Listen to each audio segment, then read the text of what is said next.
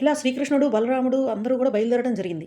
అక్కడ రుక్మిణీదేవి రేపే ముహూర్తం అని చెప్పి నిర్ణయించడం జరిగింది. శ్రీకృష్ణుడికి అసలు తన వర్తమానం చేరిందో లేదో అని చెప్పి చాలా ఆందోళన పడుతున్నది. నా నుదుట భగవంతుడు బ్రహ్మ ఏమి రాశాడో గదా! శ్రీకృష్ణుడు వస్తున్నాడా? రావడం లేదా? అగ్నిద్యోతనుడు నా యొక్క సందేశాన్ని తీసుకునెళ్ళి ఇచ్చాడా? ఇవ్వలేదా? అసలు ఏం జరుగుతుందో అర్థం గాక చాలా ఆందోళన పడుతూ, చాలా భయపడుతూ తన పెళ్లి శ్రీకృష్ణుడితోనే జరగాలి అనే నిర్మలమైన, ఎంతో కఠోరమైన మనసుతో వేచి చూస్తూ ఉన్నది. ఇంతకీ ఆ అగ్నిజ్యోతనుడు ఇంత జాగు చేస్తున్నాడు. అసలు ఎక్కడున్నాడు? ఏం చేస్తున్నాడు? ఏం జరిగిందో వచ్చి నాకు వివరం కూడా ఇవ్వలేదు అని చెప్పి చాలా ఆందోళన చెందుతూ ఉందనమాట. ఇంకా, ఇంకా ఆమె పరిపరి విధాల ఆలోచిస్తున్నది. అగ్నిజ్యోతనుడు అసలు శ్రీకృష్ణుడిని కలిసాడా లేదా? శ్రీకృష్ణుడిని చూసాడా లేదా? ఆమె ఆ దారి తప్పి వెళ్ళలేకపోయాడా? లేదా ఒకవేళ సమయం మించిపోయిందా? శ్రీకృష్ణుడికి నా ప్రేమ మీద అనుమానం కలిగిందా? అసలు విన్నాడా? వినలేదా? లేక ఏర్పాట్లు చేసుకుంటున్నాడా? ఏర్పాట్లలోనే ఉంటే ఇంకా లేట్ అయిపోతుంది గదా! ఇంకా జాగయిపోతుంది గదా! ఏంటిది ఏం జరుగుతుంది? పరమశివుడు నాకు సహాయం నిరాకరణ చేస్తున్నాడా? అసలు ఆ బ్రహ్మదేవుడు మా ఇద్దరికి ముడి వేశాడా? వేయలేదా? ఆ పార్వతీదేవి నాకెందుకు నన్ను అనుగ్రహించడం లేదు? నన్ను రక్షించదా ఏంటి ఆ పార్వతీదేవి? నన్ను రక్షించాలి తల్లి అని చెప్పి పరిపరి విధాల ఆమె వేడుకుంటుందనమాట రుక్మిణీదేవి. ఇంకా రుక్మిణీదేవి ఇట్లా అనుకుంటుంది. బ్రాహ్మణుడు ద్వారకానగరం చేరి ఉండడు. ఇక ఆ వాసుదేవుడు రాడు. పోనీ ఇంకెవరినైనా పంపుదామంటే నా మొర వినే ఆప్త బంధువు మాత్రం ఎవడున్నాడిక్కడ? నా స్వంత అన్న రుక్మికే న్యాయము, ధర్మము లేనప్పుడు అతనికి ఎవరు అడ్డు చెప్తారు? ఆ శిశుపాలునికి నన్ను ఇచ్చి కట్టబెట్టాలని ఉవ్విళ్ళూరుతున్నాడు. జగదీశ్వరి అనే ఆ పార్వతీదేవికి నాపై దయ తప్పింది. ఈ విధముగా ఆ బేల తలపోయిచుండెను. రుక్మిణీదేవి చిరునవ్వు అనేది మర్చిపోయింది. ముఖములో ఎటువంటి ఆనందం గానీ, ఆహ్లాదం గానీ ఏమీ లేవు. ఆ శిరోజాలను కూడా సరిదిద్దుకోవడం లేదు. ఆభరణాలను సరిచేసుకోవడం లేదు. ఆ కళ్ళెమ్మట కారుతున్న ఆ కన్నీరుని తుడుచుకోవడానికి కూడా ఆమె ఇష్టపడటం లేదు. ఒకటే ఆలోచనతో ఉన్నది. చెదిరిన కేశాలను కూడా సరిచేసుకోవట్లేదు. ప్రియసకులు ఎంతమంది పిలిచినా కూడా ఏమి ముచ్చట్లాడటం లేదు. అన్న చేస్తున్న పనిని ఆలోచిస్తూ అన్నని తిట్టనూ లేదు. అన్నము తినటం లేదు, అన్నని తిట్టలేకపోతుంది. నీరు త్రాగట్లేదు. చిలకలతో మాట్లాడట్లేదు. మయూరాలకి నడక నేర్పించడం లేదు. చెట్లకి నీళ్లు పోయడం లేదు. అసలు ఏ పనిలోనూ లగ్నం చేయలేకపోతుంది ఆమె మనసుని. ఎటు చూసినా కూడా ఆమెకంతా చీకటే కమ్ముకొని వస్తున్నదా అన్నంత బాధపడుతున్నది. ఈ బాధనంతా కూడా ఆమె తల్లికి కూడా చెప్పలేని పరిస్థితిలో ఉన్నదామె. అందువల్ల శ్రీకృష్ణుడు వచ్చే దారెమ్మటే చూసుకుంటూ ఆ దారినే వీక్షించుకుంటూ క్షణమైనా దృష్టి మరల్చకుండా చూస్తూనే ఉన్నదనమాట. ఈ విధముగా శ్రీకృష్ణుని రాకకు ఎదురుతెన్నులు కాచుకొనుచు ఏ పనిలోనూ ఆసక్తత లేక విపరీతమైన నిరాసక్తతో ఎంతో బాధపడుతూ మదనపడుతూ ఉన్నది. అదే సమయంలో ఎంతో చిరునవ్వులు ఒలుకుచూ బ్రాహ్మణోత్తముడు ఎదురుపడినాడు. ఆ బ్రాహ్మణోత్తముడికి ఎదురెళ్ళి అతని అతను ఏం చెప్పదలుచుకున్నాడో, అసలు ఏం జరిగిందో ఆలోచిస్తూ అలా ఆ బ్రాహ్మణోత్తముడిని చూస్తూ ఉన్నది రుక్మిణీదేవి. అప్పుడు ఆ బ్రాహ్మణోత్తముడు ఇట్లు పలుకుతున్నాడు. ఓ కన్యారత్నమా, ఆ శ్రీకృష్ణుడు నీ సద్గుణములను ఎంతో మెచ్చాడు. నాకు మెక్కు ధనకానుకలు ఇచ్చెను. ఆయనే స్వయముగా వచ్చి ఉన్నాడు. దేవతలు కానీ రాక్షసులు కానీ అతనికి ఎవరు అడ్డు నిలిచే ప్రయత్నం చేయలేరు. ఏ యుద్ధాన్నైనా సరే చేయడానికి అతను తయారై ఉన్నాడు. నిన్ను రాక్షస వివాహం చేసుకుని తనతో తీసుకుని వెళ్ళిపోతాడు. నీ అదృష్టం పండినది. నీ సచ్చరిత్రము ప్రసిద్ధమవుగాక అని దీవించాడు. ఆ విప్రోత్తముడితో రుక్మిణీదేవి ఇట్లు పలికెను. ఓ భూసురోత్తమ, కమల నయనుడైన ఆ శ్రీకృష్ణుని కలుసుకొని నా ప్రాణములు పోకుండా కాపాడినావు. నేను నిన్ను అసమానమైన భక్తితో పూజించదను. చేతులు జోడించి నీకు నమస్కరింతును. ఇంకా ఇంతకంటే నీకు మరేమీ ప్రత్యుపకారం చేయలేని అసక్తురాల్ని. ఎంత మహోపకారం చేశావు నాకు నీవు. నా మనసులోని దిగులంతా తొలగిపోయినది. మాధవుని నా భర్తను చేసుకున్నందుకు కృతజ్ఞురాలిని అని పలుకుచూ ఆ బ్రాహ్మణునికి వందనం ఆచరించెను. అంత బలరామకృష్ణులు తన కుమార్తె పెళ్లికి వచ్చేదరని భీష్మకుడు పరమానందం పడి ఎదురేగి వస్త్రాభరణాలతో సత్కరించి వాళ్ళని విడిది ఇంట్లో బస చేయనట్లు అన్ని సమకూర్చుకొని వసతులన్నీ సమకూర్చి మిగిలిన రాజులు వచ్చిన రాజులకు వాళ్ళ యొక్క సైన్యానికి అంతటికి కూడా అన్ని కార్యక్రమాలని అన్నిటిని కూడా విడిది ఇంట్లో సమకూర్చాడు. మర్యాదలకు ఎటువంటి లోటు రాకుండా అన్ని జాగ్రత్తలు తీసుకున్నాడు.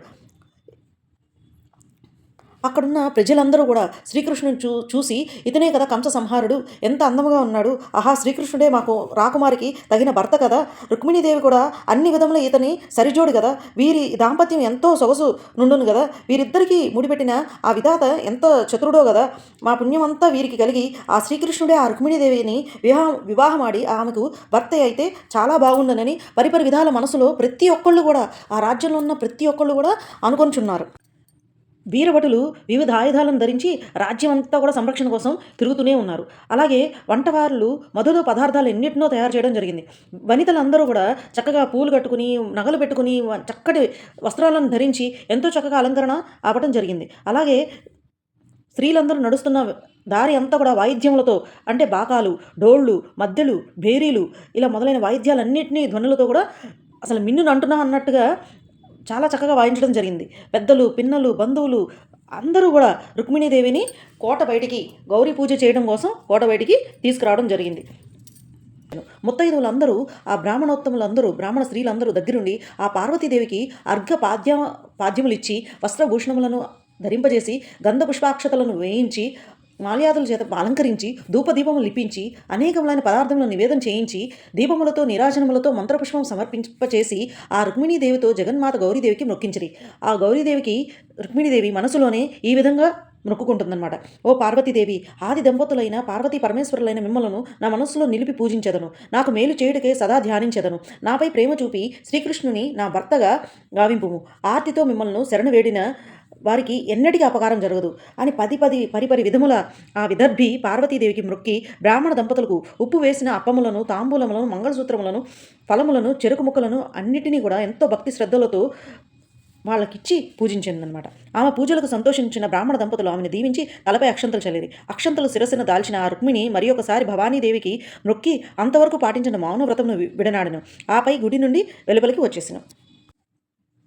తుమ్మెదల వంటి ముంగురులు, నిండు చంద్రబింబం వంటి ముఖము, లేడి కన్నుల వంటి కన్నులు, పకడము వంటి అధరము, మధురమైన కంఠస్వరము, లేచిగుళ్ళ వంటి పాదములు, మదగజ కుంభస్థలము వంటి చనుదోయి, ఇసుక తిన్నెల వంటి విరుదులు, గజరాజ గమనము, ఎర్రతామరల వంటి అరచేతులు, కలువ పూల వంటి మైసూవాసనము, సింహము నడుము వంటి నడుము గల ఆ రుక్మిణీదేవిని చూసి అందరూ ఆమె సౌందర్యమునకు ఆశ్చర్యపడుచున్నారు. మరియు ఆ విదర్భ రాకుమారి యొక్క చిరునవ్వు, సిగ్గులు చిందించు చూపులతో ఆ రాజులు మనసులు పట్టుతప్పి ధైర్యములు దిగవిడిచి రాచటీవి దారి తప్పి తన ఔన్నత్యములను పదవులను మరచి చేష్టులుడిగి తమ నవ్వుల పాలవుదేమో అను జ్ఞానము శూన్యమై ఆయుధములను సైతము జారవిడ్చుకుని ఏనుగులు, గుర్రములు, రథములు వంటి తమ వాహనములు లెక్కబెట్టగా మరచి ఒళ్ళు తెలియని మైకంలో నేలపై గూడబడుచు సొక్కుచుండ్రి. సుకుమారి అయిన ఆ రుక్మిణీదేవి అందమైన చేతి గోడతో ముంగురులను ప్రక్కకు దోలుకొనుచు చేసుకొనుచున్నది.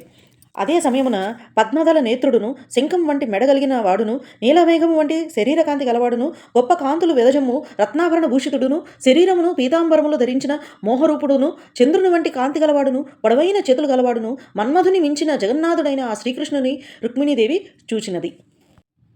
రుక్మిణీదేవి శ్రీకృష్ణుని చూసి అతని రూపమును, యవ్వనమును, దేహకాంతిని, వైభవమును, టీవీ నైపుణ్యమును, వీరత్వమును మొదలగు గుణములకు సంతోషించి మోహపరవశి అయి అతని రథమును ఎక్కవలెనని కోరుచుండెను. అట్టి స్థితి అందున్న ఆ రుక్మిణీదేవిని చూచి కృష్ణుడు రథము దిగి రాజులందరూ చూచుచుండగా తన రథముపై నెక్కించుకొని గట్టిగా పాంచజన్యము శంఖమును పూరించుకొనుచు బలరామాదులతో వెంట వచ్చుచుండగా యాదవ సేనతో కూడినవాడై ద్వారకా నగరమును మార్గమును పట్టి బయలుదేరను. అలా రుక్మిణీదేవి శ్రీకృష్ణుని రథము ఎక్కి ఆ రథము ద్వారకా నగరం వైపు వెళ్ళుచుండగా జరాసంధుడు మిగిలిన రాజులందరూ కూడా ఈ యొక్క సైన్యాన్ని చూసి, శ్రీకృష్ణుడి యొక్క సైన్యాన్ని చూసి ఏం చేయాలో తోచని పరిస్థితులు వాళ్ళని వాళ్ళు ప్రశ్నించుకుంటూ ఉన్నారనమాట. ఈ శౌర్య ప్రతాపాలన్నీ దేనికి, ఎందుకోసం? గోపాబాలుని మనము సంహరించలేకపోతే, వాళ్ళని ఓడించలేకపోతే, మనకి ఎన్ని శస్త్రాస్త్రాలుండి, ఎంత కౌశలం ఉండి, ఏంటి, ఎవరికి ఉపయోగం? రుక్మిణిని ఇప్పుడు విడిపించలేకపోతే ప్రజలందరూ చూసి మన ఏమనుకుంటారు అని పరిపరి విధాలు ఆలోచించుకుంటూ వాళ్ళని హెచ్చరించుకుంటూ ఎంతో రోషాశక్తులై కవచాలన్నీ ధరించి యుద్ధం చేయడానికైనా సరే బయలుదేరాలి అని చెప్పి యుద్ధం చేయడానికి ఎదురెళ్ళి వాళ్ళకి యాదవులందరినీ ఆగండి ఆగండి ఆగండి అని చెప్పి అరుచుకొనుచు బాణాల వర్ష కురిపించుచు ముందుకు ఎగడం జరిగిందనమాట. శత్రుసేనలు విడిచిన బాణాలను యాదవసేన మునిగిపోయి ఆ రుక్మిణి భయపడుతుంటే శ్రీకృష్ణుడు రుక్మిణిని చూసి ఇట్లా అంటున్నాడు: ఓ రుక్మిణి, భయపడకుము, చూచుచునుము, అదిగో ఎదుసేన శత్రు సైన్యమును చీల్చి చెండాడుచున్నది, గమనించుము. ఇంక శత్రువులు గాయపడెదరు, చెల్లాచెదరైపోయేదరు, లేదా ఇంకను పోరి మరణింతురు అని రుక్మిణిని ఓదార్చను. అంత బలరాముడు మొదలైన యదువీరులు ప్రళయంబున పిడుగులు కురిపించు మహామేఘముల రీతి జరాసంధారి శత్రువులపై పెక్కు ఆయుధములతో విరుచుకుపడిరి. దానివలన శత్రుసేనలోని గజములు చనిపోయెను, అశ్వములు కూలెను, రథములు విరిగెను, కవచములు చెదిరిపోయెను, పెద్ద సేన మొత్తం నశించెను. గుర్రములపైన రౌతులు, గజములపైన మావటి వాండ్రు రధికులు వచ్చిరి. సైనికులు రొమ్ములు, నడుములు, ముక్కలు, చెవులు, కంఠములు ముక్కలయ్యను, బుర్రలు పగిలిపోయాను, తల వెంట్రుకలు చెదిరిపోయాను, కాళ్ళు, మోకాళ్ళు, పిక్కలు తెగి పడిపోయాను. సైనికులు అందరూ రాలి కింద పడిపోయాను. వీరుల ఆభరణాలు నేలపాలయ్యను, కుండలములు, కిరీటములు అన్ని మట్టిగరిచెను. వీరుల పెడబొబ్బలు మాత్రములు వినబడుచుండెను. సోలఖడ్గ గదాది ఆయుధములన్నీ కూడా విసిరి చేయబడెను. జెండాలు, ఛత్రములు, చామరములు నేలరాలను, కవచములు చినిగిపోయాను, గుర్రపు డెక్కలు చెలరేగించిన ధూళి నలుదిక్కులా వ్యాపించను, రథములు వేగం కోల్పోయాను. ఇలా మంది మార్బలాది ఘనములన్నీ కూడా ఓడిపోయి నేలకూలెను. బలరామకృష్ణుల సైన్య ధాటికి భయపడి జరాసంధుడు మొదలగు రాజులందరూ కూడా పారిపోచున్నారు. శిశుపాల్యుడు సైతము ఆ యొక్క సైన్య ధాటికి ఎదుర్కొనలేక వెనుతిరిగిపోయి వీరందరూ జరాసంధుడు, శిశుపాలుడు మిగిలిన వారందరూ ఒక చోట చేరిరి. అక్కడ చేద్యరాజైన శిశుపాలుడు రోధించుచున్నాడు. రోధించుచున్నాడు. ఓ చేద్య, శత్రువుల చేతులు చిక్కి చావక బ్రతికి వచ్చినందుకు, ప్రాణములు దక్కించుకున్నందుకు సంతోషింపగా ఏడ్చెదవు ఎందుకని మిగతా అందరూ కూడా పరామర్శించడం జరిగిందనమాట. ఇంకాను ఏం చెప్తున్నారంటే, ఓ చేద్యరాజా, ఓ శిశుపాల, బ్రతికుంటే భార్య దొరుకుతుంది, బలిసాగు తినైనా బ్రతకచ్చు. అంతే తప్పించి ప్రాణాలు దక్కించుకోలేకపోతే, చచ్చిపోతే కనుక ఇక పెళ్ళం ఏముంటుంది, ఇంక తినటానికి ఏముంటుంది, ఏమి ఉండదు, జీవితమే ఉండదు. అందువల్ల దేహం గురించి ఆలోచించు, ప్రస్తుతం భార్య గురించి కాదు. ఈనాడు శ్రీకృష్ణుదే పైచేయి ఆ విధాత నిర్ణయించి ఉండెను. వాని ఎదురించుటకు ఎవరికి కూడా సాధ్యం కాని పని. నేటి ఆ కృష్ణుని ఉత్సాహము, మంత్రము, సైన్యబలము అటువంటిది. ఇంతేగాక దైవ నిర్ణయమైన కాల ప్రభావం చేత లోకములన్నీ కూడా దానికి వశములై తిరుగాడుచుండెను.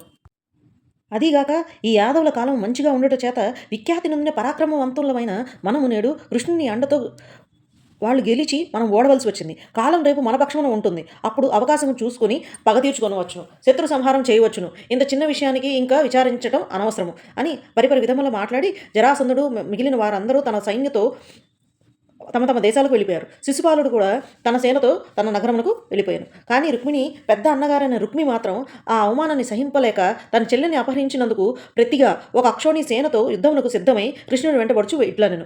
భీష్మక మహారాజ పుత్రుడను బలశాలి అయిను నన్ను చులకన చేసి ఆ గొల్లవాడు మహావీరుడు అయినట్లుగా వచ్చి నా సోదరుని రాక్షసముగా ఎత్తుకొని పోచున్నాడు. మన రథమును వాని వెనకనే వేగముగా తోలుడు.